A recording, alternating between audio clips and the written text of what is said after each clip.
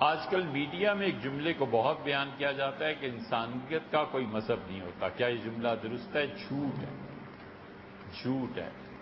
سب انسانوں کا کوئی نہ کوئی مذہب ہوتا ہے. مکاری کی باتیں کرتے ہیں.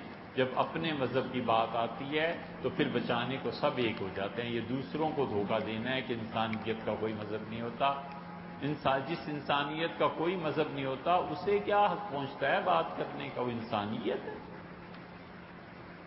وہ خود انسانیت ہی کہاں ہے جس کا کوئی مذہب نہیں ہوتا. یہ نہرو کا مسئلہ تھا، ہمارا مسئلہ نہیں ہے. ہمارا مسئلہ تو سیدھا سادہ ہے. ہمیں تو جو اخلاقیات نبوت نے ورثے میں چھوڑے ہیں وہ اپنانا ہے.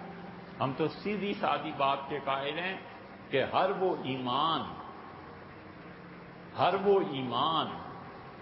وہ عقیدہ جو انسان کے اخلاقیات نہیں بناتا، وہ عقیدہ اکھاڑ کے پھینک دیے جانے کے قابل.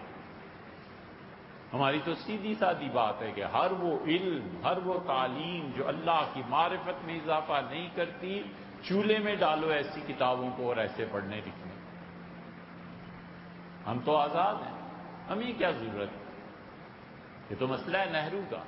نہرو کے انٹرویوز آپ نے پڑھے ہیں، لیکن آپ کیوں پڑھیں؟ آپ مسلمان ہو گئے نا.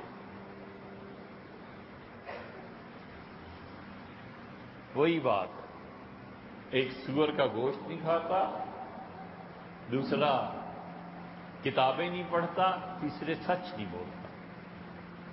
یہ دو چیزیں جو آخری ہیں نا، یہ تو ہم نے امت نے حرام کیا. وہ ایک اللہ نے حرام کیا ہے، سور کا گوشت. پڑھنا اور سچ بولنا ہم نے خود حرام کیا ہوا. تو اس لیے بھیا آپ نہرو کے انٹرویو پڑھیں نا. پٹیل نے ایک جگہ نہرو سے بڑی زبردست بات کی. انگریز جن کو چھوڑ کے گیا تھا نا، نہرو کا یہ کارنامہ ہے کہ اس نے پلٹ دیا. نہرو نے ڈیموکریسی جس کو وہ صحیح سمجھتے تھے اپنے ملک کے لیے، سیکولر اس کو قرار دیا اور سیکولرزم پہ وہ قائم ہے. پٹیل نے کہا کہ میں جب دلی سے نکلا اور میں نے سفر کیا کلکتہ تک کا، تو نہرو تم وزیر اعظم ہو، ہم نے اس آزادی کو لے کے کیا کیا؟ اب بھی انسان اسی طرح بلک رہے ہیں، اب بھی عورتیں اسی طرح سزا پا رہی ہیں، اب بھی ننگے بچے ننگے پاؤں پھر رہے ہیں، اب بھی دلی کے گرد و نواح میں کچی بستیاں قائم ہیں. نہ بھوک میں ہم کبھی کر سکے، نہ شرع خواندگی کو ہم بڑھا سکے، نہ تعلیم ہم دے سکے. ہم نے انگریزوں سے آزادی لے کے کیا کیا؟ یہ وہ سوال تھا جس پہ نہرو چپ ہو گئے. اخباری نمائندوں نے پوچھا، لمبے انٹرویوز ہیں، اس کے دو باتیں اس میں. انہوں نے کہا کہ آئندہ 5 سالہ جو آ رہا ہے آپ کیا ایکسپیکٹ کرتے ہیں؟ کیا آپ وزیر اعظم بنیں گے؟ وہ آدمی پڑھا لکھا تھا، اور خاص طور سے اس کو جو کمیونزم نے متاثر کیا تھا نا، پکا ہی کمیونسٹ ہو جاتا ہے. ہندو دھرم کون سا کوئی دھرم تھا ایسا؟ اس کے باپ موتی لال نے مولانا محمد علی جوہر کو بلایا اور مولانا محمد علی جوہر سے کہا کہ میرا بیٹا ہندو مت کی بنیادی حلال اور حرام کی چیزوں کو تباہ کرنے گھر میں لگا ہوا ہے، اس کو سمجھاؤ. یہ اندرا اس کی بیٹی بھی یہی کہتی ہے کہ والد اتنے کمیونسٹ ہو گئے تھے کہ حلال اور حرام کی تفریق ختم کرنا چاہتے تھے گھر میں. اور یہ تو نہرو کے ساتھ آخر تک رہا کہ بڑا گوشت کھاتا تھا وغیرہ وغیرہ، یہ لمبی داستان. تو وہاں محمد علی جوہر آئے اور انہوں نے کہا مذہب کو نہیں چھوڑا جا سکتا، جس مذہب پہ بھی تم قائم ہو مجھے اس سے بحث نہیں. لیکن مولانا محمد علی جوہر کو بلا کر اس کی اصلاح ہوئی. تو اخباری نمائندوں نے اس سے پوچھا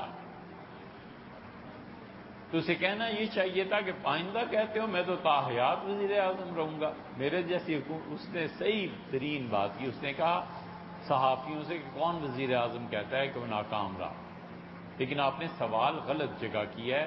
آپ مجھ سے اس کا جواب نہ پوچھیں، آپ جائیں دلی کے قریب جو کچی بستیاں ہیں، آپ جائیں غریبوں میں، ان سے پوچھیں کہ میری وزارت عظمیٰ کامیاب رہی کہ ناکام رہی. یہ وہ فیصلہ کریں گے. انہیں میری وزارت میں راحت ملی یا مہنگائی ہوئی، میری وزارت میں جھوٹ شامل تھا یا سچ شامل تھا، یہ وہ لوگ فیصلہ کریں گے، میں نہیں کر سکتا۔